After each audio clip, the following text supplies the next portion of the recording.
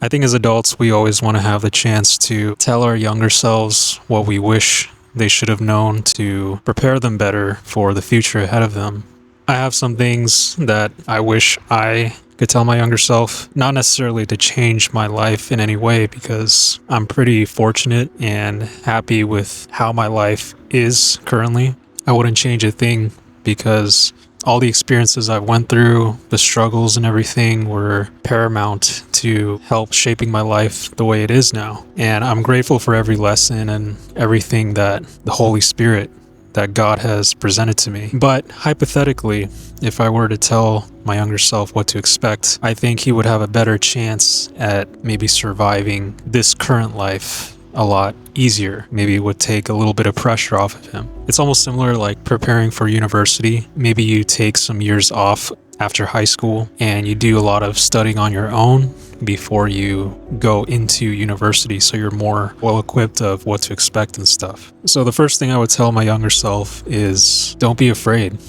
Life can seem very scary to a young child, and everything's so big and vast, and sometimes you don't know where to start or begin. And the reason why I would say to myself not to be afraid is because growing up I would always be afraid at a lot of situations. My family never really taught me how to be strong in times of scary situations or adversity, and I wouldn't know how to handle these situations, so I would end up avoiding a lot of these things. And these examples of not being afraid may include talking to adults, making new friends, talking to that girl even though it's scary, basically not being socially anxious, because it might seem scary to go up to talk to somebody, but in reality, people are not as scary as they're made out to be. Everyday people are just normal people, and it's fine to just break out of that comfort zone. The second thing I would say to my younger self is that you are good enough. You are good enough. Low self-esteem was heavily prevalent throughout my childhood, between the ages of, I would say, mostly teenage years. But early on, I had a more extroverted personality actually as a kid, until it was suppressed by people I've encountered in my life, whether that was extended family or maybe teachers or even some friends that I've had in the past, girls that I've tried to ask out or attempted to date. All of these situations made me feel I wasn't good enough, and I carried that stigma throughout my life, thinking that maybe there's something wrong with me. Maybe I'm just not good enough for anybody. And the truth is that it's not true. I am good enough for myself, and I could always use improvement. But at the end of the day, if someone doesn't like you for who they are, then they're not the right people to be around. The third thing I would tell myself is that it's okay to rest after you've worked hard.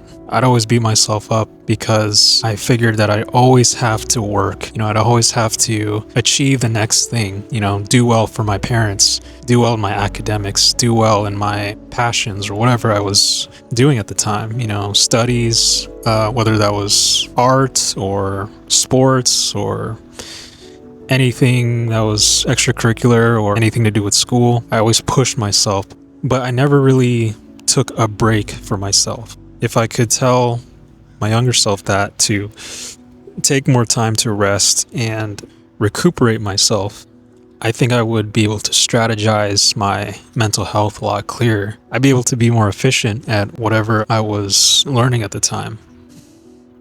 The next thing I tell my younger self is become strong at an early age so no one will disrespect you so easily.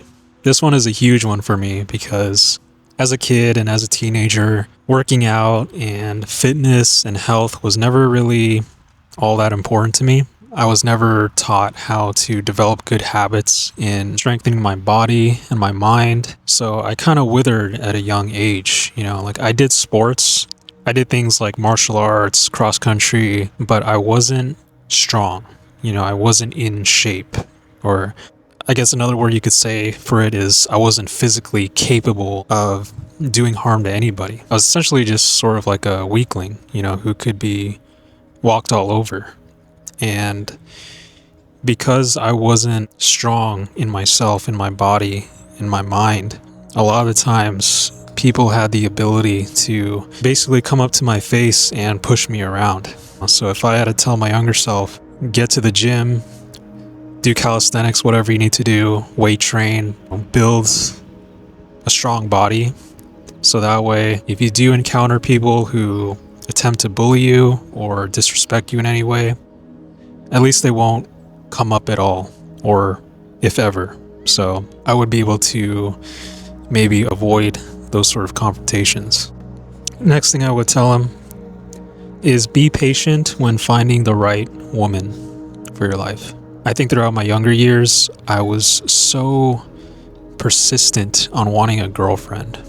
Get into so many situations where I'd ask a girl out, or I tell a girl that I liked her or something like that, and every time I get my heart broken, and these girls would choose guys who either looked better than me or were more intelligent than me or more skilled than me, just anything that was better than me. And so this goes back to my point of not being good enough. And if I had to tell myself, like, look, man, if these women don't choose you, or if these women break up with you, they're not the right women for you.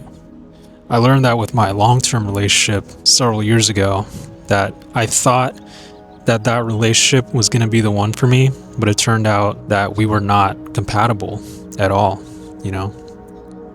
And so I carry this sort of mantra in my upcoming interactions with women or future relationships. And I say to myself that you have to wait for the right person, or you have to be patient for the right woman. If God ordains the right person into my life, then it will be the right person. I don't have to go looking or searching for the one. It would just happen because that girl will like me for me.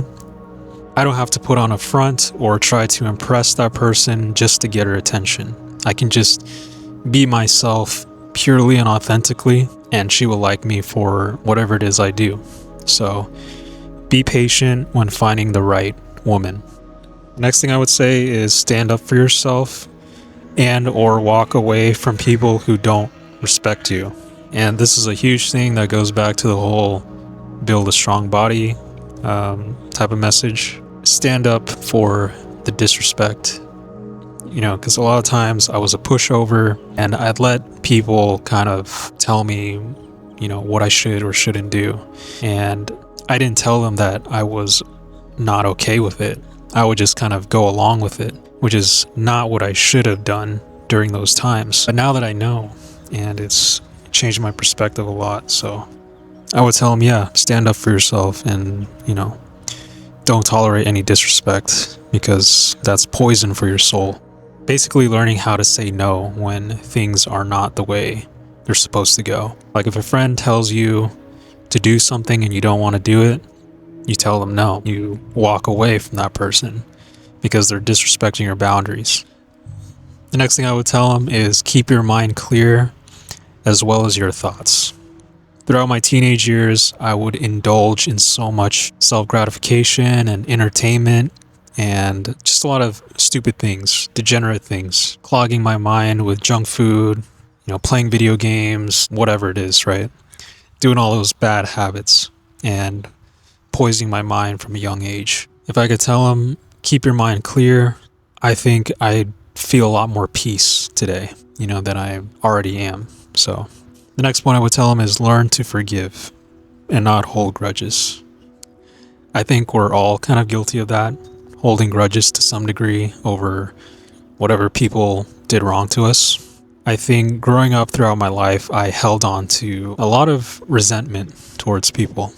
And if they did something wrong to me, I could hold on to that grudge for decades. You know, I wouldn't let it go. But I realized deeply how much not forgiving someone can hurt you instead of the other person. Because when you hold on to that resentment, it only weighs down on your heart and spirit and doesn't allow you to move past these situations.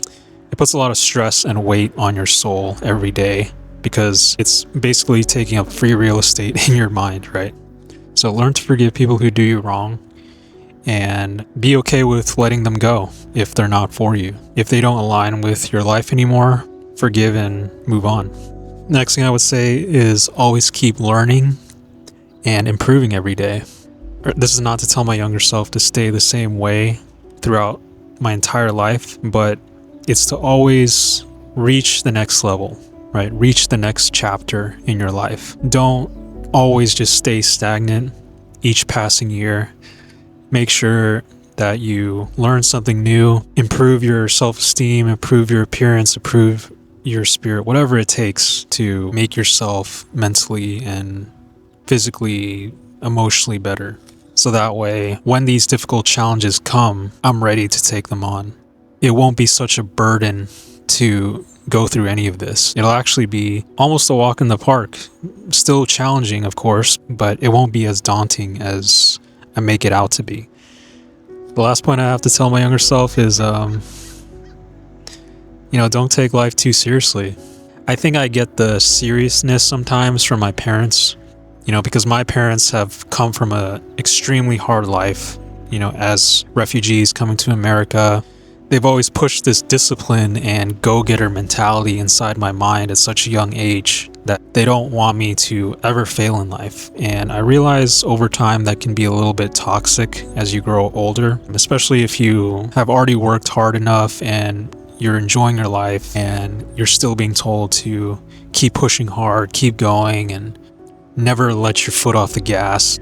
It can drain your soul and lead to burnout because the human spirit can only take so much that eventually you will collapse in on yourself if you go overboard, right? You need to find that balance.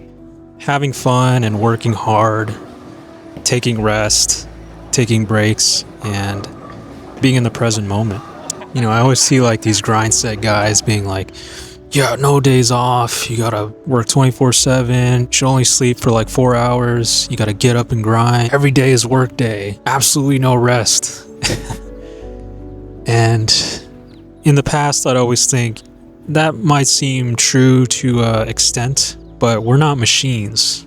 We're not David Goggins. Not all of us can be like him. All of us could aspire to be the best we can be, but we can only do so much. And we can only work our hardest until we reach our thresholds and our limits, because not everyone can reach those limits. Eventually we fall out of orbit and come crashing down to earth. So if I had to tell my younger self, don't take life so seriously. Learn to enjoy life, learn to be connected and have fun. You only got one life to live, and you gotta enjoy the whole range of experiences in life too. Enjoy the peace, enjoy the hard work, the fun times, the good times, the bad times, everything in between. Everything is all balanced. Yeah, just make the most of what you can. But yeah, I think that's pretty much all of what I'd have to say to him. I mean, my life has been full of ups and downs. Being like a 31-year-old now, it feels like yesterday that I was a young toddler or even a baby. Life passes you by so fast that sometimes you're not even aware of how fast it's going. So anyways, guys, if you have anything that you'd like to tell your younger self, please leave them in the comments below. Wish you all good health and strength, and I'll see you guys in the next one. Take care.